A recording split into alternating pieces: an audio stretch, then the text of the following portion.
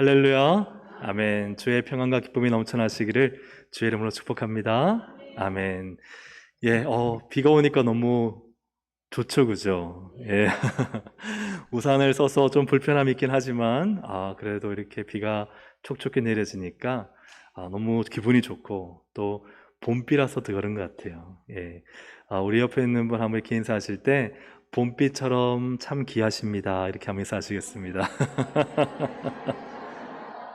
네. 네. 봄비는 생명의 비잖아요. 그죠? 이제 만물이 싹을 틔우는 그런 분이 바로 내 옆에 앉아 계신 줄로 믿습니다. 아멘. 오늘은 우리 코칭 수료식을 함께 가지면서 이어가려는 말씀 또 제가 우리 성도님과 함께 지금까지 이제 지내면서 과연 어디까지 왔고 또 어디를 향해 달려가는 것인지를 좀 말씀을 통해서 함께 나누고자 합니다. 오늘 말씀의 제목은 바울, 디모데, 충성된 사람, 또 다른 사람들이란 제목입니다. 1993년도 이때 미국의 학자들이 실험을 했습니다. 심장혈관 단체에서 요청, 기부를 요청받는, 우리를 좀 도와주세요 하는 요청을 받는 실험이었는데, 요청하는 사람들의 반응, 그러니까 뭐 전화를 하든 전화보다는 직접 만나죠. 만나서 요청을 하는 이 사람들이 반은 굉장히 매력적인 사람들, 그리고 또 반은 조금 매력적이지 않은 사람들. 그렇게 해서 이제 모집을 했어요. 사실 실험이죠. 모집을 했는데 실험 결과가 어떻게 되었냐 하면 매력적인 사람이 요청을 할 때요 40% 넘게 기부를 했다고 합니다. 그런데 매력적이지 않은 용모를 가진 분이 할 때 25%가 안 되었다라는 거예요. 2003년에도 비슷한 실험을 했는데 메일로 설문조사하는데 메일에다가 자기의 용모를 넣은, 나는 어디에 근무하고 또 어떤 사람이라는 것을 간단하게 놓고 사진을 넣어서 보냈는데 이 설문조사를 할 때 매력적인 용모를 가진 사람이 요청을 하니까 22.5%가 회신이 왔어요. 근데 조금 매력적이지 않은 사람이 보냈는데 몇 프로가 회신이 왔을 것 같아요? 3.3%. 이게 차이가 있다는 것입니다.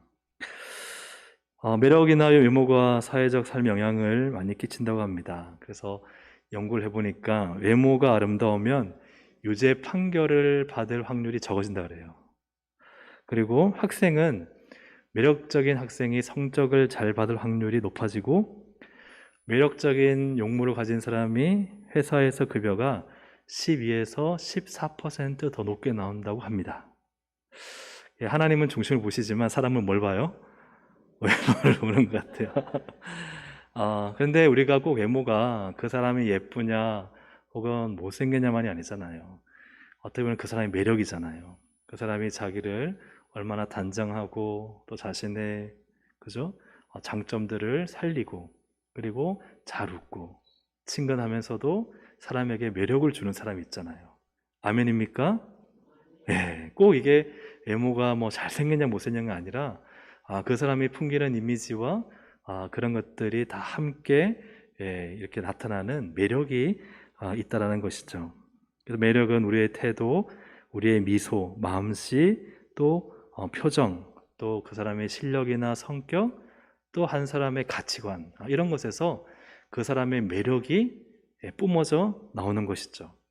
그래서 만나보면 볼수록 야, 이 사람 참 매력이 있다. 호감이 가는 사람이 있죠. 근데 처음에는 너무 괜찮은 것 같은데 사귀다 보면은 그렇게 호감이 가지 않고 매력이 가지 않는 분들도 있습니다. 그래서 매력은 사람의 마음을 끄집어내는 힘, 그죠? 끌어당기는 힘 이렇게 표현하는데 결국 우리가 매력이 있는가? 뭐 사회생활 할 때도 우리 한 분 한 분이 매력이 있기를 주의 이름으로 축복합니다. 근데 무엇보다 오늘 이 시간 나누고 싶은 것은 성도들도 매력이 있다는 사실입니다. 성도들의 매력이 무엇일까? 오늘 본문을 통해서 함께 좀 나눠보고자 합니다. 예수님을 믿는 성도들이 가져야 될 매력 첫 번째는 예수님 안에 은혜로 강하여지는 것이다 하는 것이죠. 누구로 강하여지는 것이죠? 예수님으로, 특별히 예수님의 은혜로 강하여지는 것이 성도들의 매력이다 하는 것입니다. 1절에 보시면요, 바울이 디모데에게 하는 말이죠. 내 아들아, 그러므로 너는 그리스도 예수 안에 있는 은혜 가운데서 어떻게 하라? 강하라. 강하라. 누구 안에서? 그리스도 예수 안에서. 근데 그 안에 뭐가 있어요? 은혜가 있어요. 은혜가. 그분의 은혜로 우리가 강해지는 것입니다. 강하다는 것은 헬라어로 엔디나모라는 동사를 쓰는데요. 예, 엔디나모. 예, 라는 동사인데 굳이 안 외우셔도 상관은 없습니다. 네. 근데 이 동사는 어떤 의미가 있느냐? 힘을 더 얻다, 견고해지다, 강건하여지다, 능력을 주다, 능하게 하다, 강하다, 힘을 주다. 그러니까 뭔가 힘이 없는 사람에게 힘을 주고 흔들리는 사람을 견고하게 하고 약한 사람을 강하게 하는 그런 의미가 강하다라는 거예요. 그래서 우리가 예수님의 은혜 안에서 우리가 강하여진다. 할렐루야. 아멘. 우리의 모든 신앙뿐만 아니라 인생의 모든 여정이 오직 예수 그리스도 안에서 강하여지는 줄로 믿습니다. 그렇기 때문에 성도의 매력은 어디에 있느냐? 예수님의 은혜 안에 있는 강함이에요. 내가 세상에서 갖고 있는 소유나 지위나 명성이나 지식이나 이런 것으로 강해지는 것이 아니라 예수님 안에서 얻는 강함, 은혜로 인한 강함. 그 강함이 진짜 매력적인 강함이죠. 여러분 그렇지 않습니까? 우리가 교회 와서 만약 어떤 분이 자기가 세상에 있는 것들로 자랑한다면 좀 믿음 있는 사람들은 그냥 들어주지만 한편으로는 아직 어리구나 라고 생각할 거예요. 왜요? 그게 우리의 강함이 아니거든요. 성도의 강함은 정말 내가 힘들고 어렵고 약할 때 예수의 은혜로 내가 살아가고 있습니다. 그분은 참 약해요. 그분은 참 부족해요. 그분은 참 바닥에 그저 쓰러져 있어요. 그런데요, 그분 안에서 예수의 은혜를 보는 거예요. 예수님이 그분을 꽉 붙잡고 있는 걸 보면요, 그런 그분의 모습 보면 매력적인 거예요. 나는 좀 상황이 괜찮고 나는 좀 문제없이 살 수 있지만 그러나 그분이 그 힘든 가운데서도 예수의 은혜로 살아가는 모습 보면은 그게 진짜 멋지고 존경할 만하다 하는 것이죠. 그러므로 우리가 약할 때 우리 주님이 강함이 되어지는 삶이 성도의 매력입니다. 고린도후서 22장 10절 같이 한번 읽어보겠습니다. 시작. 그러므로 내가 그리스도를 위하여 약한 것들과 능욕과 궁핍과 핍박과 곤란을 기뻐하노니 이는 내가 약할 그때에 곧 강함이니라. 나는 약해요. 그런데 누가 강하게 하세요? 주님이. 주님이 날 강해. 나는 쓰러졌어요. 나는 너무 힘들어요. 나는 너무 고통스러워요. 근데 그때마다 주님이 일으키시는 거예요. 주님이 지혜를 주시는 거예요. 다시 일어서게 하셔서 그 사명을 감당하게 하시는 거예요. 살아갈 능력을 주시는 거예요. 그러니 오히려 그 곤란과 힘듦이요 기쁨이 되는 거예요. 하나님 왜요? 하나님을 바라보게 되니까. 그냥 그 곤란한 상황에 파묻히지 않고 그것 가운데 나의 약함 가운데 일하실 주님의 강함을 바라보게 되니까 기쁠 수 있는 거예요. 사랑하는 여러분, 이 기쁨이 여러분의 기쁨 되기를 주의 이름으로 축복합니다. 그래서 고난이 닥치고 어려움이 닥치면요 한숨 쉬고 땅을 쳐다볼 게 아니에요. 그때요 딱 성도는요 맞아, 기도할 때다. 그래, 하나님 날 기도의 자리로 부르신다. 새벽에 가야지, 금요기도에 가야지, 골방의 기도를 회복해야지. 그게 기쁨이에요. 하나님이 하실 일들을 기대하고 그 앞에 무릎 꿇을 때 하나님은 반드시 역사하실 것을 믿기 때문에 그분이 나를 다시 일으키시고 강하게 하실 것을 믿기 때문에 그게 기쁜 거죠. 소망이 있는 거죠. 이것이 성도의 기쁨이고 성도의 소망입니다. 사랑하는 여러분, 주님의 강함은 나의 약함에 머무릅니다. 내가 강하면 주님의 은혜가 내게 머무르지 못해요. 내가 똑똑하다는 사람한테 아무리 훈수를 둬도 먹혀들어요? 안 먹혀들어요? 안 먹혀들어요. 내가 똑똑해요. 내가 할 수 있어요. 저 사람이랑 하면 문제 없어요. 그러면요 아무리 좋은 이야기를 해줘도요 듣지 않습니다. 내가 강하면 주님은 일하실 수가 없어요. 내가 약할 그때가 주님이 일하시는 강함이라. 그래서 나의 마음과 나의 삶에 약함이 올 때 여러분 그것을 주님의 강함으로 바꾸시기를 주의 이름으로 축복합니다. 그래서 내가 약할 때 그때가 강함이라. 이게 우리에게는 참 매력적인 거예요. 성도의 매력은 거기 있어요. 예수 믿는 성도의 매력 두 번째는 무엇이냐?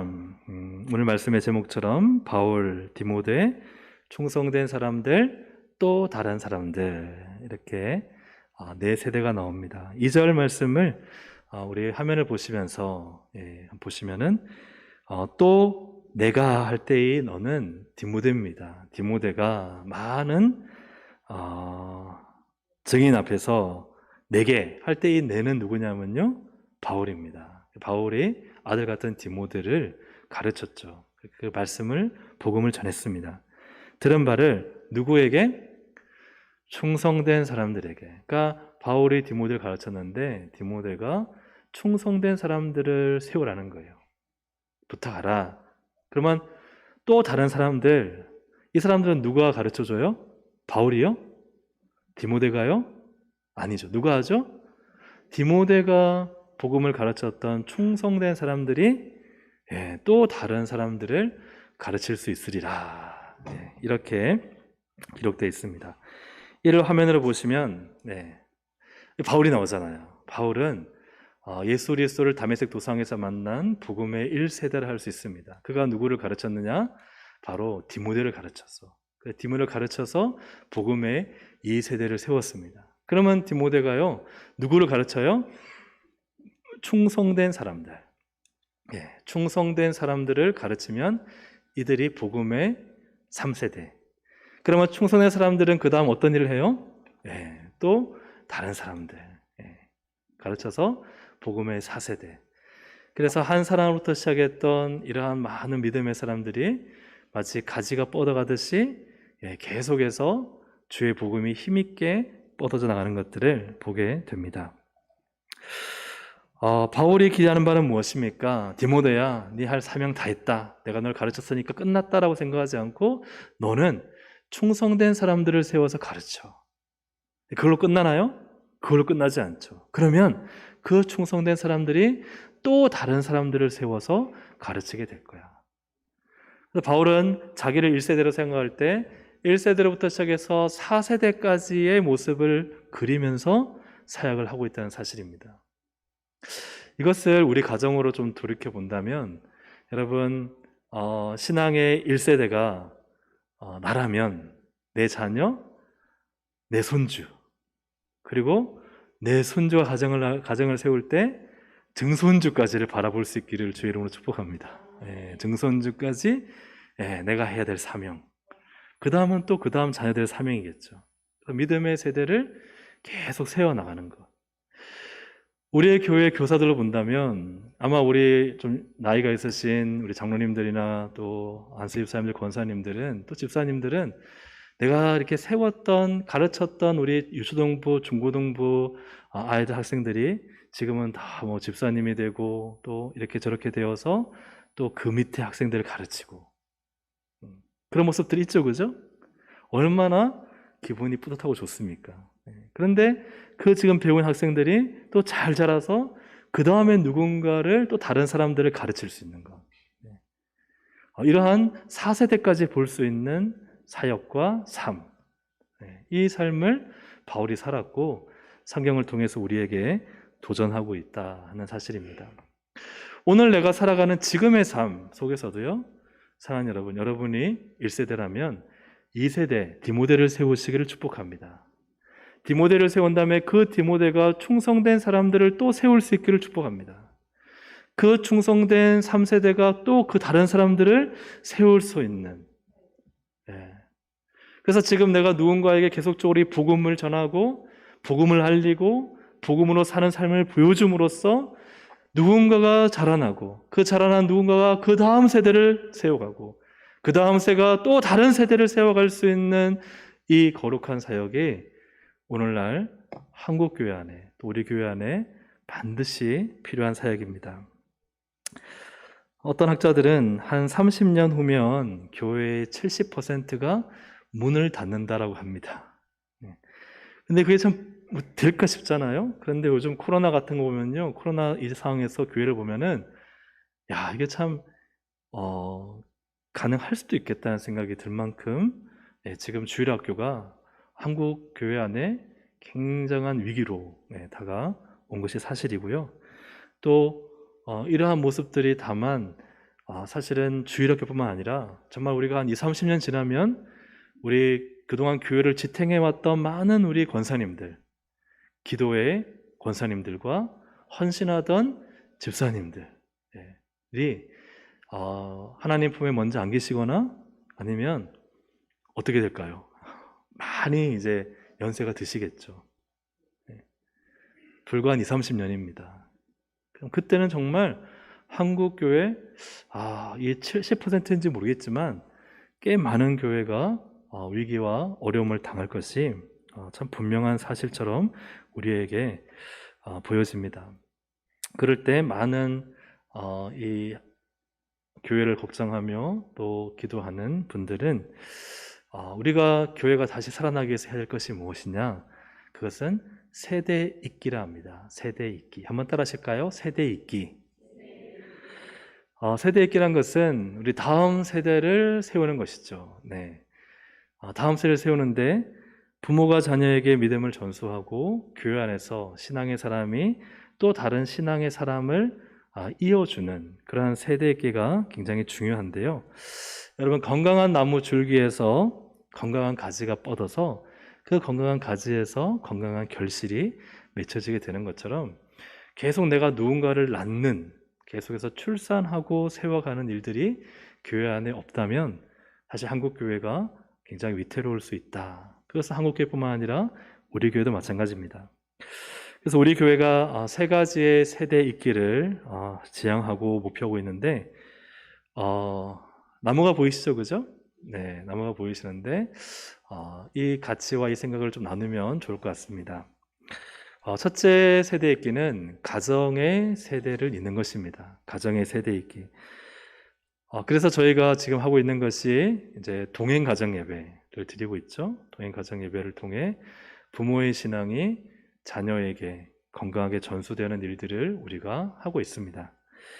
그리고 이 가정에서 부모가 자녀를 교육할 수 있는 환경을 만들고 그 교육 프로그램을 교회가 제공함으로써 이 가정 안에 부모와 자녀 또 그 자녀까지 이어지는 가정의 세대 잇기, 이 신앙의 세대 잇기가 교회가 해야 될 중요한 사명이 되겠습니다. 그리고 두 번째로는 이렇게 하면 이제 자녀 양육이 되겠죠. 자녀 양육이 되면서 아주 이제 더 풍성한 가지와 잎이 생길 것입니다. 두 번째는 바로 복음의 세대 잇기입니다. 복음의 세대 잇기. 교회를 기초하는 신앙, 이 신앙의 세대와 전수가 이 신앙의 세대를 그러니까 신앙의 세대를 이어가는 것이 너무 중요한데요. 그것이 지금 우리가 하고 있는 복음의 기초반입니다. 복음의 기초반, 그 다음 과정인 성경적 교회반, 그리고 풍성한 삶의 기초. 이 풍성한 삶의 기초는 특별히 1:1 양육입니다. 1:1 양육을 통해서 이제는 1:1 이 모든 과정을 거치신 분은 누군가 한 사람을, 바울이 디모데를 양육했듯이 누군가 한 분을 양육하는 삶을 살게 됩니다. 근데 이 양육은요, 교회에서 할 수도 있고 가정에서 할 수도 있고 카페에서 할 수도 있고 삶의 어디에서나 월화수목금도 상관없이 하실 수가 있습니다. 이것을 통해서 내 인생에 한 분을 복음으로 낳는 겁니다. 바울이 디모데를 낳았듯이. 그러면 그분이 이 모든 또 훈련 과정을 거친 다음에는 또 충성된 사람을 또 낳는 거예요. 그러면 그 충성된 사람이 또 이 과정을 거친 다음에 그 다음에 또 다른 사람들, 신앙의 4세대를 낳게 되는 일들. 이것을 통해서 우리는 1:1 양육을 통해서 결국은 복음 안에 거하는 신앙인을 세워 교회가 계속 세대 잇기를 하는 것이죠. 그리고 우리가 지금 또 한 가지 하고 있는 방향은 바로 무엇인가? 성장의 세대 잇기입니다. 한번 따라 하실까요? 성장의 세대 잇기. 첫 번째는 뭐라고요? 가정의 세대 잇기. 두 번째는 복음의 세대 잇기. 세 번째는 성장의 세대 잇기. 성도가 이렇게 성장하는 만큼 교회가 성장하고요. 또 목회자가 성장하는 만큼 또 성도들이 성장하고 교회가 성장하잖아요. 그래서 우리가 모든 삶에서 전인격적 성장을 이뤄갈 때 그 한 분의 성장이 사실은 다 교회의 성장이기도 하고 하나님 나라의 확장이기도 합니다. 그래서 지금 우리가 하고 있는 것이 바로 이 코칭 세미나를 하고 그리고 1대1 팔로 코칭을 통해서 1년 동안 한 분을 그분이 스스로 성장하는데 좋은 밑거름과 또 자양분을 공급하는 거예요. 그분이 지적으로, 육체적으로, 영적으로 또 혹은 사회적, 사역적으로 뭔가 하나님 앞에서 목표를 정하고 그 사명과 비전을 향해서 본인이 이렇게 성장하고 싶습니다 하는 목표를 정하면 그때 코치들이 옆에 있어서 그분이 성장해 갈 수 있도록 도와주는 거예요. 그러면은 1년 동안 이분은 모든 생각과 마음과 지식과 또 영성과 삶이 성장합니다. 성장하게 될 때 그 맡은 사역이 성장하고 그 가정이 성장하고 교회가 성장하는 거예요. 그래서 이것을 통해서 우리는 이러한 과정을 거치면 코치를 배출합니다. 그래서 코치를 배출하면 그 코치가 또 충성된 사람을 또 다른 사람을 낳으면서 계속적으로 우리 안에 성장이 일어나는 거죠. 그래서 성장의 1대1 양육이 이루어집니다. 그래서 또 전인적인 성장을 통한 교회의 어떤 세대 있기와 성장이 이루어진다 하는 것을 말씀을 드립니다. 제가 이제 교회에 부흥하는 교회들을 봤는데요. 제가 하는 게 말씀드린 게 다 100% 맞지는 않지만 스타 목사님이 있습니다. 스타 목사님은 설교도 정말 잘하고 또 기적과 능력도 있고 여러 가지 다방면으로 탤런트가 있습니다. 그런데 스타 목사님 한 분에게만 집중된 교회는 그 스타 목사님이 은퇴하거나 갑작스럽게 자리를 비우게 될 때 교회가 그냥 썰물일까요? 썰물 빠지듯이 쑥 빠져버립니다. 왜냐하면 한 분 목사님에게 교회가 의존하고 있기 때문에 그래요. 그런 교회가 건강하냐? 우리가 건강하다, 건강하지 않다라고 판단을 내려서 안 되겠지만, 그러나 반면에 어떤 교회는 그 한 분 한 분 온 성도들이 정말 목사급만큼, 목회자만큼 성장이 되어 있는 교회가 있습니다. 그래서 목장을 하면요, 목사처럼 합니다. 교사를 하면요, 목사처럼 합니다. 사역을 하면요, 목사처럼 합니다. 그러니까 헌신된 성도들이 있어요. 그런 분들은요, 어디에 세미나 가서 우리 교회, 자기 교회 부흥한 사례를 소개하면요, 자기는 나만한 목장 리더들이 수십 명 있다는 거예요. 주중에 나와서 그냥 목회자처럼 사역하는, 페이 받지 않고 목회자처럼 사역하는 성도들이 다 책임을 진다는 거예요. 성장은 또 교회가 건강해지는 것은 그냥 이루어지는 게 아닙니다. 한 사람에 의해서 멋있다 그냥 팬심으로 다 우르르 몰려들 수 있지만 그 스타가 사라지면은 그냥 다 썰물처럼 빠져버리는 거예요.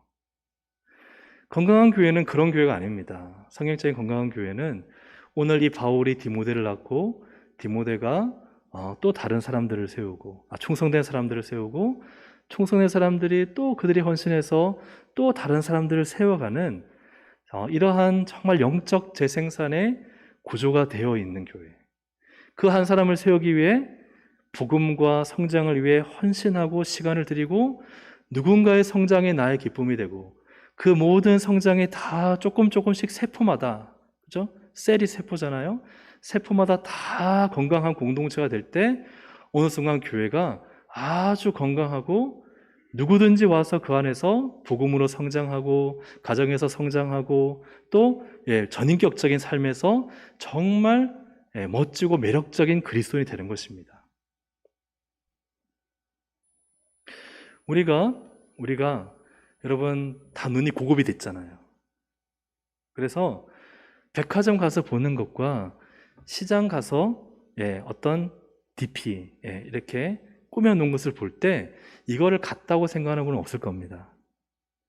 뭔가 좀 더 세련되었다, 뭔가 조금 더 잘 꾸며놨다 하는 것을요, 사람들은요, 딱 들어서는 순간에 이 집은 잘 정리가 돼 있네, 이 집은 잘 필요한 것들을 신상을 잘 꾸며놨네, 이런 거 알아요, 몰라요? 그렇죠. 교회를 가면요, 그 교회의 성도들이 얼마나 하나님 앞에 영적으로, 신앙적으로, 전인적인 삶으로, 대화의 코드로, 의식과 수준과 이런 것들이 얼마만큼 잘 준비되었는가를 사람들은 압니다. 교회가 다음 세대 청년들과 아이들을 품으려면요, 옛날에 그 생각과 삶이 틀렸다는 말씀드린 게 아니에요.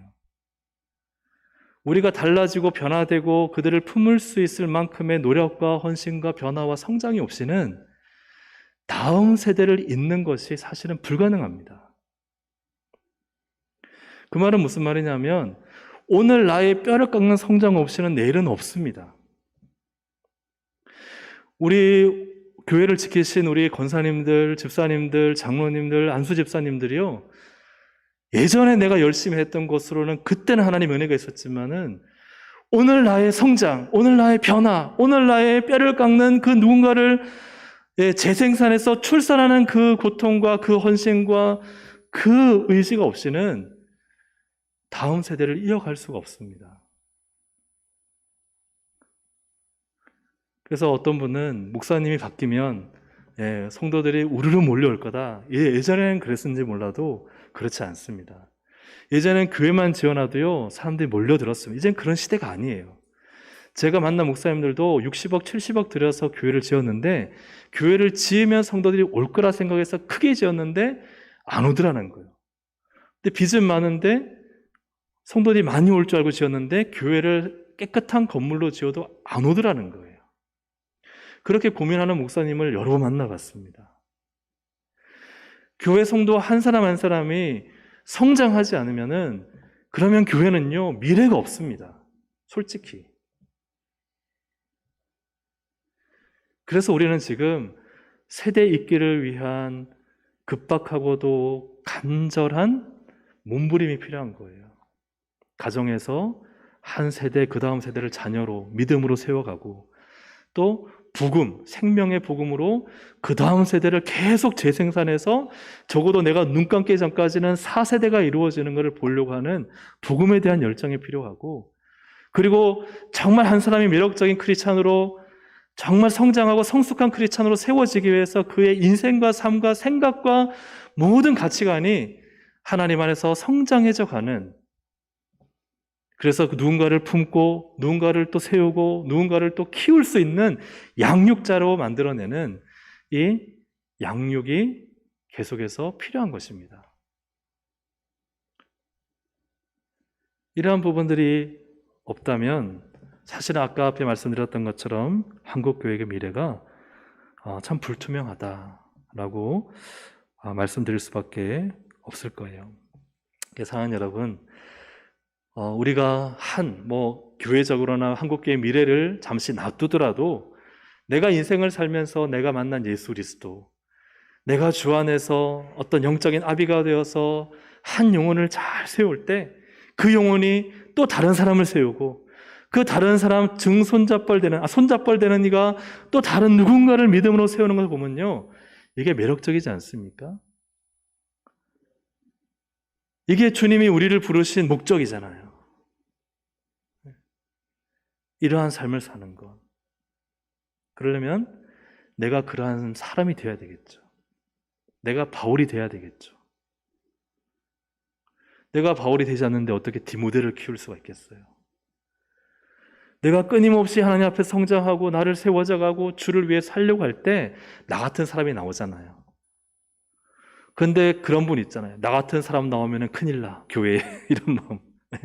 나같이 그냥 게으름 피우고 하라만 안 하고 이런 사람 나오면 성경 일독도 안 하고 하나님 말씀 가까이 하지 않고 이런 사람을 세우면 큰일 나잖아요. 그러니까 사실 내가 이러한 사역을 하지 못하는 것은 내가 그런 사람으로 살고 있지 않기 때문이고, 또 내가 정말 바울과 디모데 같은 사람으로 살면서 느끼는 그 감격과 은혜와 매력을 내가 갖지 못하기 때문에 다른 누군가를 할 수 없는 거죠.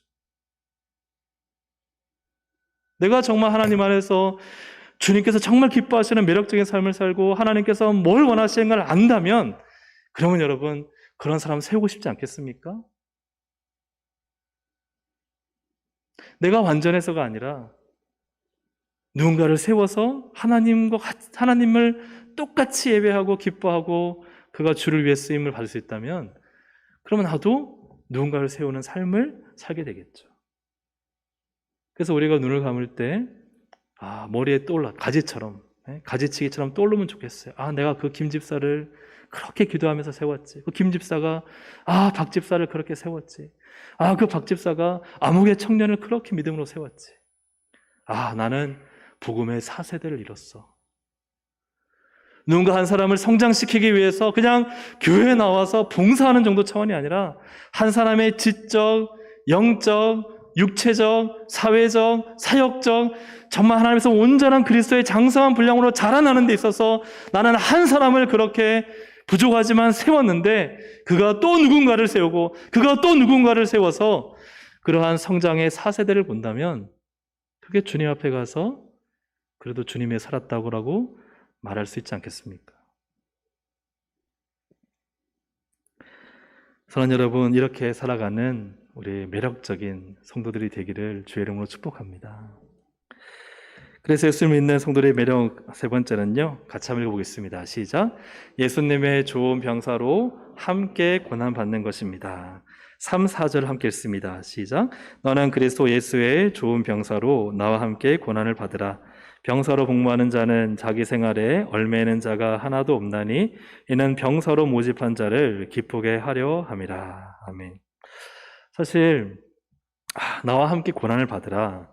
바울은 지금 디모데에게 나와 함께 고난 당하자, 고난에 초청하고 있습니다. 고난에 초청하는 것이 쉬운 일일까요? 나와 함께 고생하자. 죽도록 한번 고생해보자. 사람들이 주로 초청하는 자리는 좀 복이 되는 자리, 돈이 되는 자리, 또 맛있는 잔치가 열리는 그런 자리는 초대하기가 쉽습니다. 야, 뭐 먹을 거 있어. 와. 그러면요, 초대하는 사람도 편하고 초대받는 사람도 마음이 편해요. 그래요, 안 그래요? 돈 잘 버는 데야. 와, 오면은 일당이 세. 그러면 어떻게 해요? 초대하는 사람도 편하고 초대받는 사람도 편해요. 근데 지금 바울이 디모데에게 요청하는 자리는 그런 자리가 아닙니다. 어떤 자리예요? 나와 함께 고난받자. 고난받자. 근데 우리가 인생을 살아보면요, 때로는 내가 고난을 당하고 희생을 하고 손해를 보더라도 정말 가치 있고 정말 보람 있는 일에는 여러분 해야 안 해요? 안 하셨나요? 해야 안 해요? 하잖아요. 자식 키우는 거 얼마나 그냥 손해입니까? 자식 잘 키워놨는데 부모 고마운 줄 모르는 이 손해 나는 일을 왜 하셨어요? 이 손해 나를 하는 이유도 그것이 내게 가치 있고 부모로서 보람이 있기 때문에. 예수 그리스도를 위해 좋은 병사가 되어서 고난과 희생을 받으며 주님을 기쁘시게 할 수 있다면, 그 가치와 보람을 안다면 여러분, 나와 함께 고난을 받자. 그게 매력적이죠. 좋은 자리만 오라는 게 아니라 주를 기쁘시게 하는 자리라면 그 일의 가치를 알기 때문에, 그 일의 보람을 알기 때문에, 그 일의 중요성을 느끼기 때문에 그 자리에 함께 하자라고 말할 수 있는 사람이 매력적이죠. 도대체 집사님이 뭐 때문에 저 힘든 자리에 나를 불러? 아니 보니까 다 손해보고 고생만 하는데? 그런데 그분에게서 매력이 보이는 거예요. 그분은 돈도 안 되고 땅도 얻을 수 없는 그 교회의 어떤 일에 목숨을 걸고 살아가는 거예요. 거기에서 가치를 발견하고 보람을 느끼고 감격을 느끼는 거예요. 그럼 옆에서 보면서요, 신기한 거예요. 저 집사님 어떻게 저렇게 돈도 안 되는 일을, 고생만 한 일을 저렇게 기쁨으로 할까? 그 자리에 초청받아 나도 가서 그 일을 하다가 나도 같은 보람을 느끼고 같은 가치를 발견하고 그 안에서 주님을 기쁘시게 하는 감격을 맛보는 거예요.